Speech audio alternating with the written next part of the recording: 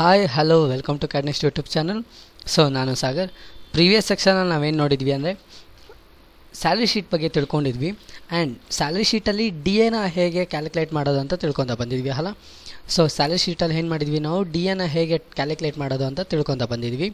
So ಇವಾಗ ನಾವೇನಂದರೆ HRA ಬಗ್ಗೆ ಫೋಕಸ್ ಮಾಡೋಣ. What do you mean by HRA ಅಂದರೆ ಏನು? ಹೌಸ್ ರೆಂಟ್ ಅಲೋವೆನ್ಸ್ ಅಂತ. ಸೊ ಹೌಸ್ ರೆಂಟ್ ಅಲೋವೆನ್ಸ್ ಅಂದರೆ ಏನು? ಹೌಸ್ ರೆಂಟ್ ಅಲೋವೆನ್ಸ್ ಅಂದರೆ ಹೇಗೆ ಕೊಡ್ತಾರೆ ಅಂತ ತಿಳ್ಕೊಬೋದಕ್ಕೆಲ್ಲ. ಸೊ ಹೌಸ್ ರೆಂಟ್ ಅಲೋವೆನ್ಸ್ ಅಂದರೆ ಕೆಲವು ಕಂಪ್ನೀಸಲ್ಲಿ ನಮಗೆ ಮನೆಗೆ ರೆಂಟ್ ಪೇ ಮಾಡ್ತಾ ಇರ್ತೀವಲ್ವ, ಸೊ ಅದರಲ್ಲಿ 30% ಆಫ್ ಅಂದ್ಬಿಟ್ಟು ಕೊಡ್ತಾರೆ. ಲೈಕ್ 1 lakh ಸ್ಯಾಲ್ರಿ ಇದೆ, 30% ಕೊಡ್ಬೋದು. ಈ ಥರ ನಮಗೇನು ಮಾಡ್ತಾರೆ, ಅಲೋವೆನ್ಸ್ ಅಂದ್ಬಿಟ್ಟು ಕೆಲವೊಂದು ಕಡೆ ಕೊಡ್ತಾರೆ. ಕೆಲವೊಂದು ಕಡೆ ಕ್ವಾರ್ಟರ್ಸ್, ಲೈಕ್ ಪೊಲೀಸ್ ಕ್ವಾರ್ಟರ್ಸ್ ನೋಡಿರ್ಬೋದು, ಗೌರ್ಮೆಂಟಲ್ಲಿ ಕ್ವಾರ್ಟರ್ಸ್ ಅಂತ ಇರುತ್ತಲ್ಲ, ಅದೇ ಥರ ಕ್ವಾರ್ಟರ್ಸ್ನೇ ರೆಡಿ ಮಾಡಿ ಇಟ್ಟಿರ್ತಾರೆ. ಸೊ ಹಾಗೆಯೇ ನಾವೇನು ಮಾಡೋದಂದರೆ, ಈಗ ಹೌಸ್ ರೆಂಟ್ ಅಲೋವೆನ್ಸ್ ಅಂತ ನೋಡೋಣ. HRA ಬಗ್ಗೆ ತಿಳ್ಕೊತ ಬರೋಣ. ಸೊ ಇವಾಗ HRAನ ಹೇಗೆ ಕೌಂಟ್ ಮಾಡೋದು ಆ್ಯಂಡ್ ಯಾವ್ದ್ರ ಮೇಲೆ ಕೌಂಟ್ ಮಾಡೋದು ಅಂತ. ಬೇಸಿಕ್ ಸ್ಯಾಲರಿ ಮೇಲೆ ಕೌಂಟ್ ಮಾಡ್ತೀವಿ. Is equal to basic salary into 10%.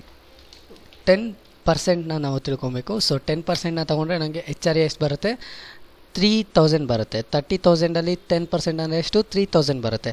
ಹಾಗೆ ನಾನು ಎಲ್ಲರಿಗೂ ಬೇಸಿಕ್ ಸ್ಯಾಲರಿ ಮೇಲೆ 10% ನಾನು ಕೌಂಟ್ ಮಾಡ್ಕೊತ ಬರ್ತೀನಿ. ಹೀಗೆ ಲೈಕ್ ದಿಸ್.